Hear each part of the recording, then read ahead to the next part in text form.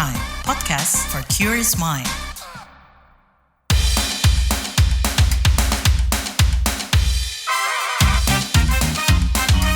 Kamu lagi dengerin podcast What's Trending. Halo semuanya, ketemu lagi di What's Trending bareng Lea Baneza. Kali ini Lea mau bahas Yogyakarta darurat sampah, wisata terancam. Siapa nih yang suka berlibur ke Yogyakarta? Gimana nih kesannya dengan kota gudeg itu? Indah, menyenangkan, atau mungkin ya kesan-kesan itu tuh ada di top of mind wisatawan. Tapi nih, gimana kalau sampah ini mulai jadi masalah di sana? Padahal kan ya di sana ada banyak candi, budaya, dan juga makanan-makanan yang khas dan enak gitu ya di Yogyakarta. Nah, apakah permasalahan ini akan menodai nih kesan positif dan penuh sejarah dari kota wisata ini? Bicara soal sampah di Yogyakarta nih, usai tempat pembuangan akhir TPA Piungan secara resmi ditutup, rupanya pemerintah Yogyakarta ini masih bergelut dengan persoalan sampah. Pasalnya, setelah penutupan TPA Piungan, persoalan sampah di Provinsi Daerah Istimewa Yogyakarta DIY diserahkan pengelolaannya kepada pemerintah kabupaten dan kota di DIY. Namun, proses pengelolaan sampah ini mengalami kendala karena belum siapnya pemerintah kabupaten atau kota mengelola sampah secara mandiri. Nah, tak ayal ya, penumpukan sampah terjadi di pinggir jalan dan mengganggu berbagai aktivitas, tak terkecuali aktivitas wisata. Beberapa usaha yang dilakukan pemerintah DIY nih ya, katanya mengedukasi masyarakat sampai mendirikan tempat pengolahan sampah terpadu atau TPST yang saat ini masih proses perampungan. Targetnya sih masalah sampah ini bisa teratasi sampai September 2024. Sementara itu, kalau di tataran masyarakat ya, ada juga kok yang berupaya menangani persoalan sampah. Contohnya nih ya, komunitas terakota bersama kelompok mahasiswa kuliah kerja nyata atau KKN, Kampus Sehat dari Universitas Muhammadiyah Yogyakarta UMY. Mereka ini menyosialisasikan pengelolaan sampah di lingkungan kampus. Mereka juga menginisiasi pengelolaan sampah secara efektif dan menyasar dari lingkup terkecil. Yang jelas nih ya, sebagai salah satu destinasi wisata nih yang masih jadi favorit, kita semua nih ingin masalah sampah di Yogyakarta segera teratasi. Dengan cara apa dan apa nih yang bisa dilakukan semua pihak? Kita akan bahas usai komen netizen plus 62 berikut.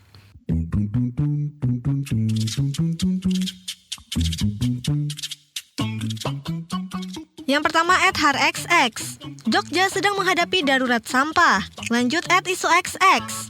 Yogyakarta darurat sampah dampak dari penutupan tempat pembuangan akhir TPA Piungan Bantul, Yogyakarta. Alasannya sudah over kapasitas. Piungan menampung sampah dari kota Yogyakarta, Kabupaten Sleman, dan Kabupaten Bantul. @jauxx. Semingguan terakhir ini beberapa titik di Yogyakarta kalau malam penuh dengan asap mas. Nampaknya warga mulai membakari sampahnya masing-masing. Cukup nggawe bunek. @mochxx. Mbok ya sampah basah atau sampah organik dipisah dan dibuat kompos supaya TPA agak cepat penuh. @vapxx. Desa Panggung Harjo merupakan salah satu desa di Yogyakarta yang terkenal sangat baik dalam mengatasi darurat sampah. @masxx. Bank sampah solusi darurat sampah di Yogyakarta. Yang terakhir @mzxx. Pengembangan teknologi pengolahan sampah di kota Yogyakarta sudah mendesak dilakukan jika tidak ingin darurat sampah terjadi lagi.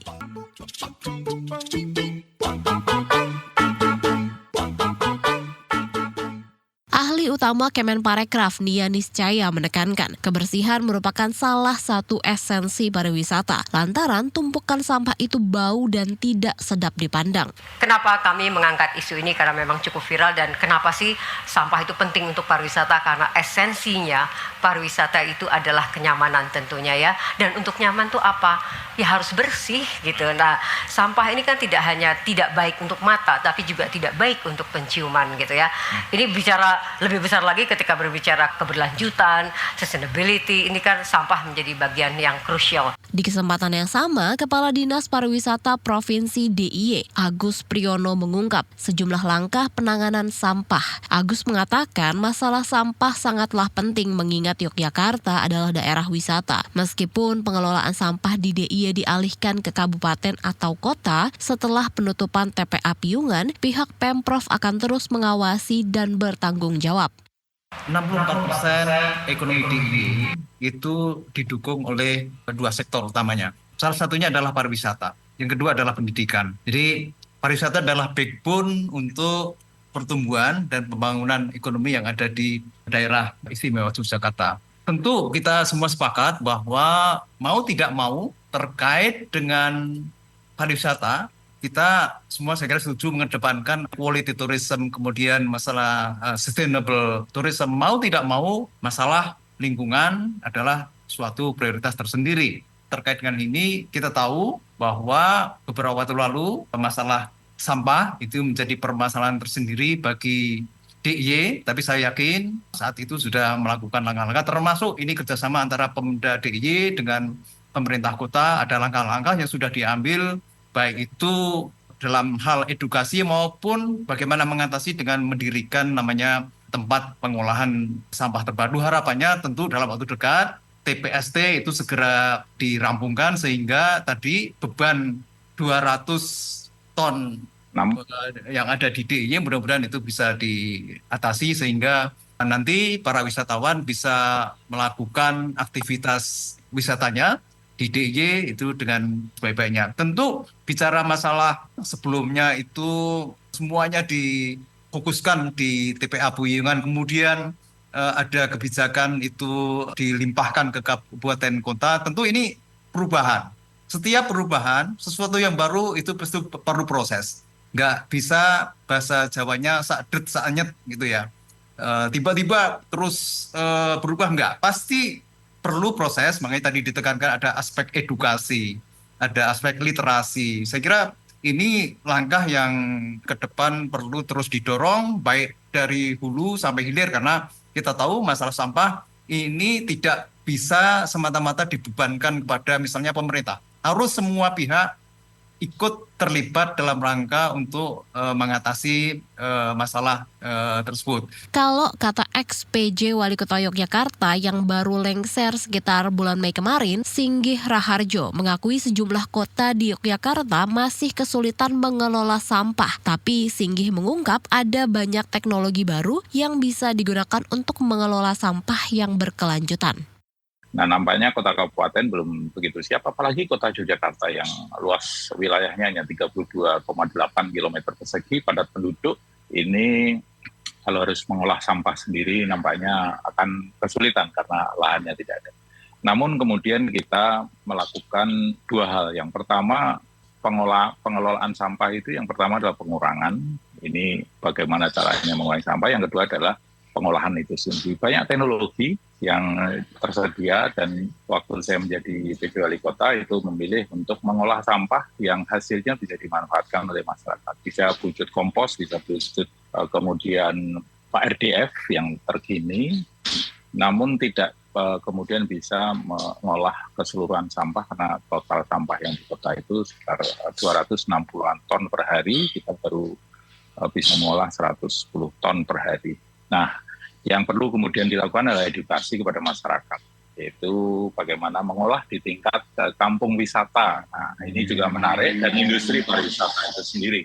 Nah, yang sudah berhasil mengolah sampah di industri pariwisata itu di Phoenix Hotel, itu mengolah sampah organiknya selesai di hotel itu dengan teknologi yang sangat-sangat sederhana. Nah, success story ini kemudian saya bawa kampung-kampung wisata untuk kemudian dikeluarkan. Bahkan kami ngetok pintu untuk CSR.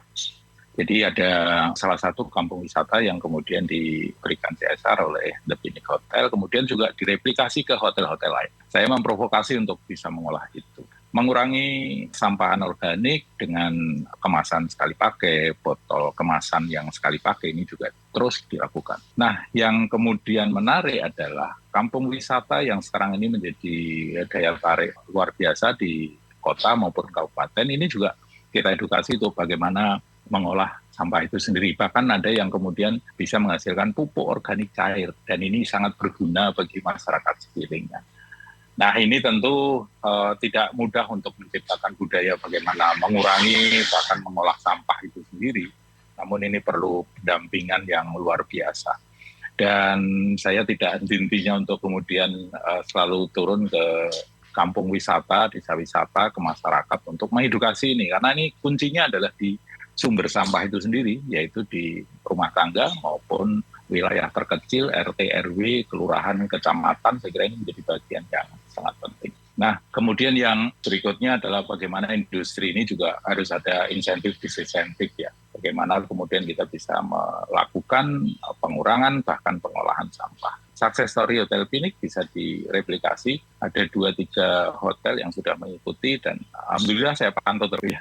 Yang untuk memastikan bahwa wisata juga turut kemudian berpartisipasi. Bahkan Bank Indonesia kemarin saya ketok pintunya ada 4 CSR yang kemudian bisa diturunkan ke kampung wisata di kota Jakarta. Nah, sekarang Lea mau update nih, gimana sih kabar Yogyakarta setelah viral persoalan sampah yang katanya nih ya, mengganggu sektor wisata. Langsung aja ya kita tanyakan ke Kadif Kampanye Wahana Lingkungan Hidup Walhi, DIY Elki Setio Hadi. Nah Mas Elki, Lea mau nanya nih terkait dengan persoalan sampah gitu ya Mas Elki di Yogyakarta, di mana yang kita tahu setelah TPA Piungan gitu ditutup, akhirnya kan pemerintah ini belum bisa mengatasi persoalan sampah gitu ya, padahal sampahnya sudah pengelolaannya tuh didistribusikan ke kabupaten dan kota gitu. Nah mungkin pertama menanggapi keadaan ini tuh gimana nih Mas di Yogyakarta, apakah memang sudah separah itu dan seberapa mengganggu sampahnya di sana, keadaannya seperti apa? Ya sebenarnya kemarin kan itu memang ada kebijakan bahwa sampah udah diserahkan ke kabupaten masing-masing, tapi permasalahannya adalah kabupaten yang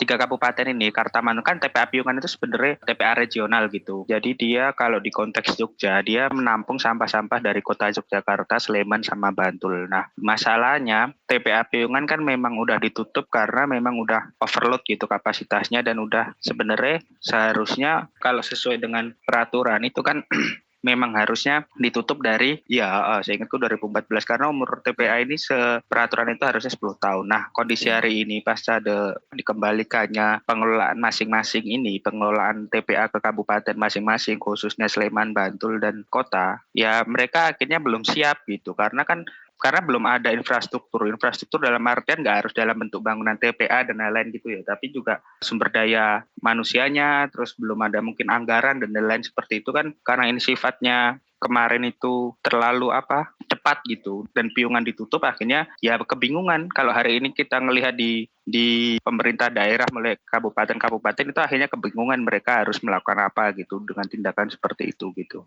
Itu sih Mbak, kalau kondisi hari ini ya kabupaten memang belum siap gitu. Mas, tapi kalau kondisi mungkin fisik yang kita bisa lihat gitu, apakah terjadi penumpukan sampah di jalan atau seperti apa Mas? Ya, di beberapa titik memang ada penumpukan sampah, tapi tidak separah ketika awal-awal kemarin gitu. Tapi menurutku ini masih belum jadi. Kalau dulu pas awal penutupan Juli atau Juni ya tahun lalu itu kan sampah di mana-mana, bahkan di wilayah-wilayah pariwisata seperti di Prawiro Taman gitu.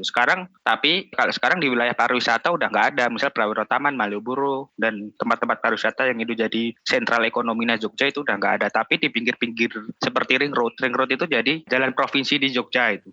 Nah di situ kalau di Ring Road Selatan itu masih banyak penumpukan sampah ditaruh di kantong plastik seperti itu. Karena ya memang kalau kita ngelihatnya ya warga akhirnya bingung juga harus diapain sampah ini gitu. Nah itu salah satu bentuk real yang bisa kita lihat bahwa hari ini memang belum siap gitu untuk melakukan desentralisasi gitu. Itu sih. Oke, berarti belum siap dan juga mungkin masyarakatnya masih ada yang buang sampah sembarangan juga gitu ya Mas ya? Kalau kami ngelihatnya aksi-aksi seperti itu bukan karena masyarakatnya membuang sampah sembarangan gitu. Mungkin iya 1-2 gitu kan. Tapi kan sampah yang dibuang sembarangan ini kan karena nggak adanya infrastrukturnya gitu. Okay. Misal di depo kan pembuangan sampah selama ini kan kalau di kota di Jogja itu kan biasanya kan melalui depo gitu. Istilahnya depo yang itu stasiun buat pengumpulan sampah gitu. Nah di situ semuanya penuh. Terus dijaga Satpol PP seperti itulah. Akhirnya kan masalahnya kan sampah ini setiap hari ada gitu.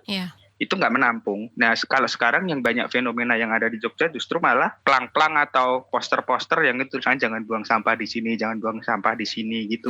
Itu sih Mbak. Kalau kita jadi ngelihatnya kalau dari perspektif masyarakatnya, mereka melakukan itu karena terpaksa gitu, karena nggak ada aksesnya untuk membuang sampahnya gitu. Iya. Ya nggak ada fasilitasnya. Mas, berarti kalau misalnya mau menyelesaikan persoalan sampah di Yogyakarta gitu ya, idealnya pengelolaan sampah apa yang mestinya tuh diterapkan gitu? Jadi masalah sampah ini semakin dia jauh dari sumbernya, itu akan semakin susah untuk diolah gitu atau untuk diselesaikan gitu. Jadi ya harus diselesaikan sedekat mungkin dengan hulu gitu. Misal hulu ini dalam artian ya ketika sampah pertama misal di kawasan industri atau di perumahan dan lain-lain itu memang harus segera selesai di yang paling dekat dari situ mana gitu. Pertama itu, kedua permasalahan sampah ini juga mindset, aku ngelihat mindset Pemda hari ini di Yogyakarta ini sampah ini ketika dia diolah dia harus ada untungnya gitu. Misal kenapa makanya mereka solusinya adalah misal kayak harus RDF gitu. Ini ada rencana bikin insinerator tapi masih wacana insineratornya itu dan lain-lain seperti itu. Itu yang sifatnya masih sangat industrial gitu yang itu nanti bayangannya ya seperti contohnya di Sleman yang mereka dibuang ke Cilacap gitu tapi ternyata agak diterima gitu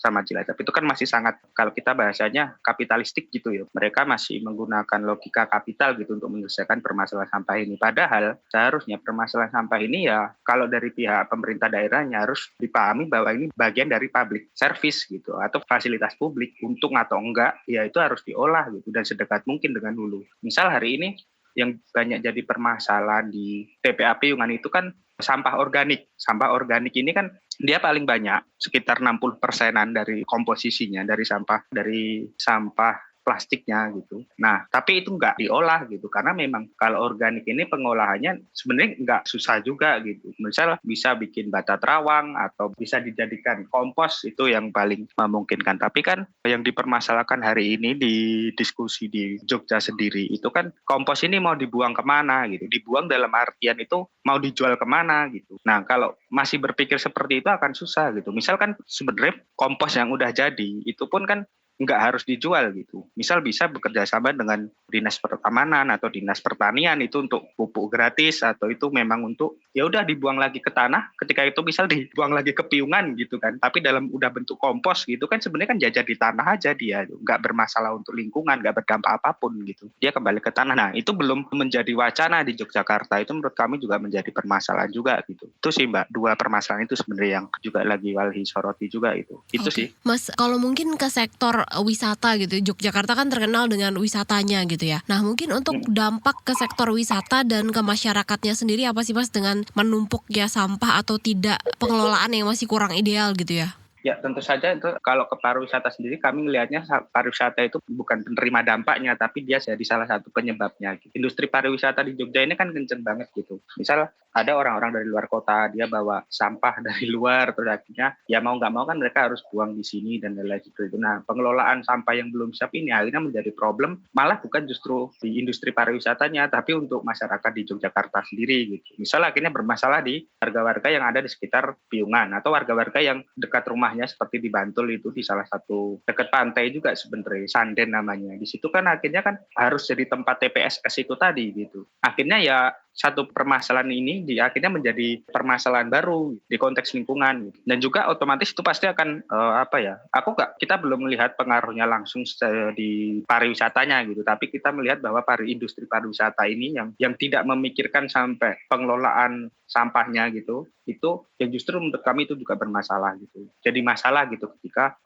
industri pariwisatanya digenjot gitu, tapi tidak juga berpikir bagaimana dampak pariwisata ini sendiri untuk lingkungan gitu. Itu sih kami ngelihatnya.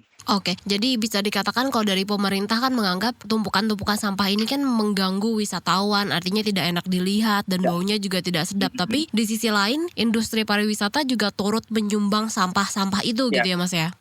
Ya kurang lebih seperti itu gitu. Karena tapi ya tadi seperti yang aku sudah di awal bahwa kalau mungkin wisatawan udah nggak melihat secara langsung gitu. Kalau mereka nyusuri jalan lewat jalan-jalan yang sepi, misal di wilayah Lempuyangan itu masih ada beberapa di bawah pohon gitu. Ya nggak ada lampunya biasanya. Itu masih ada tumpukan sampah gitu. Tapi untuk wilayah pariwisata seperti Malioboro, dari Prairutama sini itu udah nggak ada apa-apa. Mungkin kalau kita lihat sebagai wisatawan sekilas ya kayak nggak ada apa-apa gitu. Tapi untuk orang yang setiap hari di Yogyakarta pasti merasakan itu gitu. Itu sih. Oke, Mas, mungkin terkait dengan persoalan ini gitu ya, tadi mungkin dari sisi masyarakat, dari sisi pengolahan sampahnya, juga dari sisi wisata yang ternyata menyumbang sampah juga. Walhi ini ada rekomendasi nggak Mas terkait persoalan ini?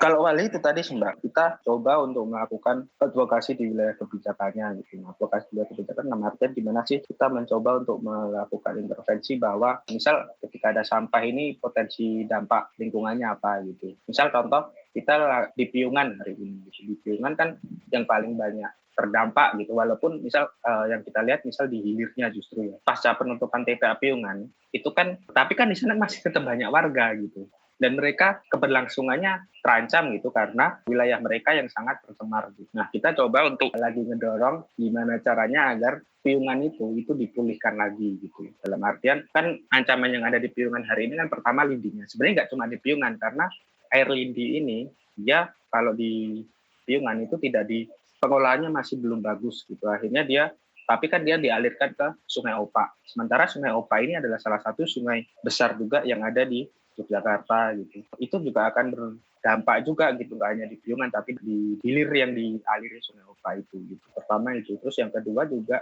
selain air lindi juga ancaman gas metan. Gas metannya ini kan dihasilkan dari sampah organik. Kalau itu dibareng pertama dia berpengaruh terhadap iklim gitu. Dia punya sumbangan juga limbah ini kalau nggak salah. Ini secara nasional ya itu penyumbang karbon nomor 3 kalau nggak salah. Nah itu juga bermasalah gitu.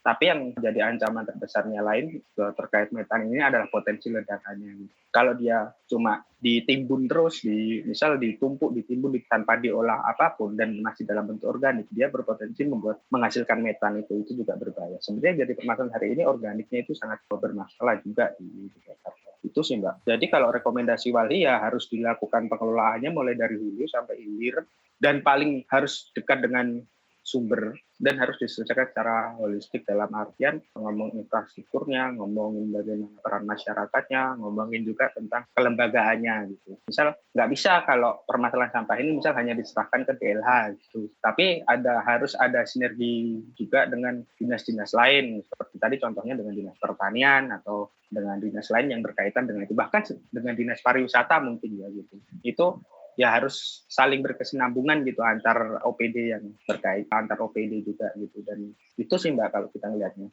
Oke, baik. Mas Elky, terima kasih banyak ya Mas ya. Oke, sama-sama Mbak.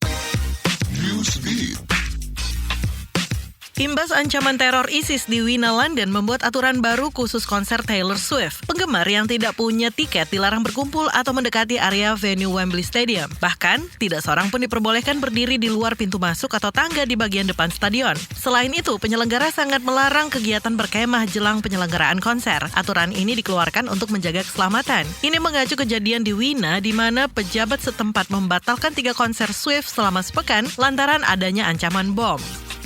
Sutradara berkebangsaan Kanada James Cameron mengumumkan rencana perilisan film ketiga Avatar pada 19 Desember 2025. Cameron menyatakan sequel ketiga Avatar itu bertajuk Avatar Fire and Ash. Di Avatar Fire and Ash, Cameron menyatakan kalau penonton akan menyaksikan lebih banyak Pandora yang belum pernah disaksikan dalam film-film sebelumnya. Ia juga menjanjikan petualangan yang memanjakan mata. Tak lupa juga ada pertarungan emosional yang sangat tinggi. Avatar Fire and Ash mengisahkan perjalanan Jake Sully bersama Neytiri yang kehilangan anak pertamanya. Mereka akan berhadapan dengan Ash People yang terkenal lebih agresif dan dipimpin karakter Varang. J.K. Rowling dan Elon Musk diadukan petinju Aljazair sekaligus peraih medali emas di Olimpiade Paris 2024, Iman Khalif, atas dugaan pelecehan siber. Pengacara Khalif, Nabil Budil, mengkonfirmasi pengaduan pidana ini. Nabil mengatakan, penulis seri novel Harry Potter dan bos media sosial X itu masuk jajaran orang yang diadukan ke Pusat Anti Kebencian Daring di kantor Kejaksaan Umum Paris. Aduan ini bermula ketika Khalif bertanding dengan Angela Carini dari Italia. Carini menyerah setelah kurang dari 1 menit bertanding dan mengatakan belum pernah mendapatkan pukulan sekeras petinju Aljazair. Setelah pertandingan, Khalif mendapat berbagai pelecehan soal keraguan gendernya, padahal sudah dikonfirmasi ia bukan transgender dan lahir sebagai perempuan. Tak hanya netizen, beberapa nama besar seperti J.K. Rowling dan Elon Musk pun dianggap memberi komentar pelecehan.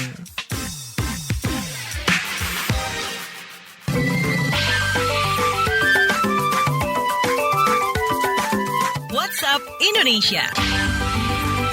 WhatsApp Indonesia kita mulai dari Jakarta. Jaringan Pemantau Pendidikan Indonesia JPPI menilai pemerintah harus bertanggung jawab pada keberlanjutan pendidikan mahasiswa yang terdampak penutupan perguruan tinggi swasta. Sebelumnya, Badan Akreditasi Nasional Perguruan Tinggi (BANPT) menyebut ada 84 perguruan tinggi swasta di beberapa daerah yang terancam dicabut izinnya karena tidak mengurus akreditasi. Koordinator Nasional JPPI Ubaid Matraji mengingatkan pemerintah untuk menjamin pendidikan yang layak bagi semua anak Indonesia. Ubaid mengatakan kalau mahasiswa tidak terpenuhi hak belajarnya, maka akan ada masalah berkepanjangan di masa depan. Ubaid juga mendorong peran pemerintah untuk menjamin anak yang lulus SMA terus belajar di perguruan tinggi tanpa biaya. Menurutnya ini harus menjadi evaluasi karena pemerintah dinilai tidak menyediakan perguruan tinggi yang layak untuk anak Indonesia. Selanjutnya ke Jawa Timur. Meski status Gunung Ijen kembali normal, Badan Penanggulangan Bencana Daerah BPBD Kabupaten Bondowoso mengimbau masyarakat, penambang belerang dan wisatawan tetap waspada potensi gas beracun. Saat ini, gunung yang berada di perbatasan Kabupaten Bondowoso dan Banyuwangi itu sudah turun dari level 2 waspada menjadi level 1 normal. Kepala BPBD Bondowoso Sigit Purnomo meminta masyarakat dan wisatawan di sekitar Gunung Ijen tidak mendekati bibir kawah maupun turun mendekati dasar kawah. Selain itu, wisatawan juga dilarang bermalam di kawasan Gunung Ijen dengan radius 500 meter. Sigit juga mengingatkan masyarakat yang tinggal di sepanjang aliran Sungai Kalipait agar selalu waspada terhadap potensi ancaman aliran gas vulkanik yang sangat berbahaya. Terakhir kita ke Lombok Tengah. Komisi Pemberantasan Korupsi KPK mengingatkan Pemda Lombok Tengah soal pembengkakan anggaran belanja pegawai mencapai 49,15% atau setara 1,3 triliun rupiah dari total APBD 2,3 triliun rupiah. Kepala Satgas Korsup Wilayah 5 KPK Dian Patria meminta anggaran belanja pegawai dikurangi. Kata Dian, berdasarkan Permendagri, alokasi anggaran belanja pegawai di luar tunjangan guru paling tinggi 30% dari total APBD. Ia juga mengingatkan pemerintah Lombok Tengah menyesuaikan porsi belanja pegawai secara bertahap. Meski begitu, Dian mengakui pengurangan anggaran belanja pegawai cukup sulit dilakukan dan perlu mengoptimalkan pendapatan asli daerah. Demikian WhatsApp Indonesia hari ini. Terima kasih ya sudah mendengarkan podcast What's Trending. Jangan lupa terus dengarkan podcast What's Trending di kbrprime.id dan aplikasi mendengarkan podcast lainnya. Lea Baneza mau pamit dulu, stay safe and happy. Bye-bye.